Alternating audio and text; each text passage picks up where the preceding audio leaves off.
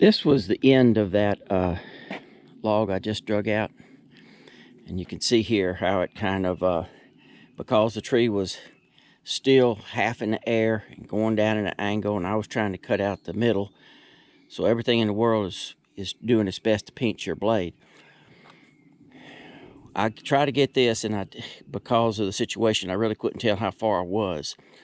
I tried to get this to where there's only a little bit left, and it's only on the outside. That way, when I cut this other end and it breaks free, that just snaps off.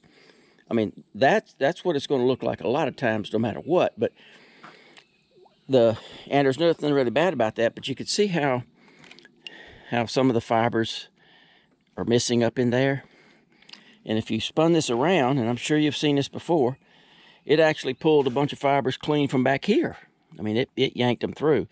And I'm sure we've all seen where a large amount gets busted off, ripped out.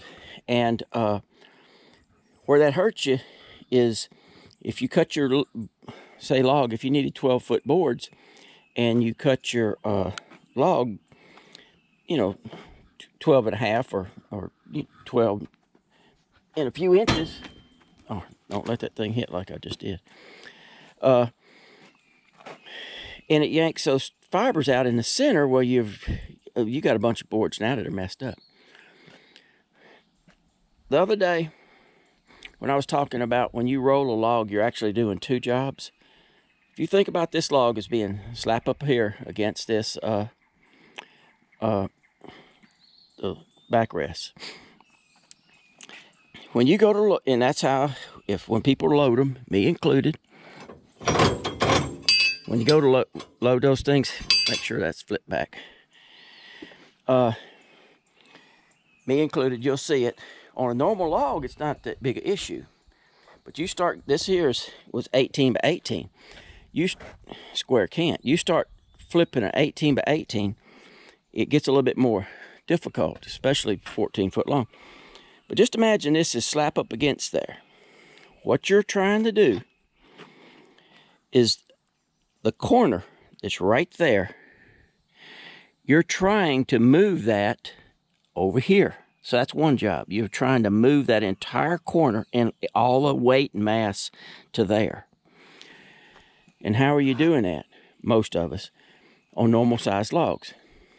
Remember, the log will be over here. The square can will be over here. We get our can hooks and we force it over there on a manual mill. We force it over there, just brute force. So I'm pushing this way to get that to go this way. So I'm kind of going north to go south. On something big like this, what I usually do is I scoot it over to where it's away. So now that corner is over here where it's supposed to be. So that part of the job is done. All I've got to do is stand this up, and once I teeter-totter it just a little, gravity does the rest. I mean, it tip over like tractor wheel. I mean, it'll be sitting right down. Otherwise, you're having to, and you'll see me do it, you'll see just about everybody do it, and it doesn't matter if it's a small log. When you start getting up something, a 20-inch cant or 24, 26-inch cant, it's heavy. It's a whole lot better to scoot it back. And what you're doing, you're kind of getting a running start. Let me set the camera up here and I'll show you what I'm talking about. Now that down there, I had nothing else to do but just to drop it on the ground. That's going to be hard to get back up here, but I got to get it back up here to finish cutting.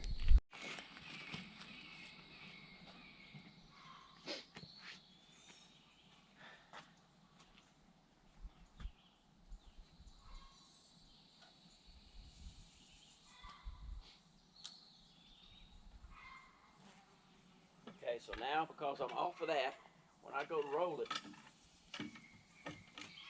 I'm not having to push this way to push this way. It's a whole lot easier. I mean, I can do that with just one hand now. Where if it was all setting up against that bunk, I'd be huffing and puffing.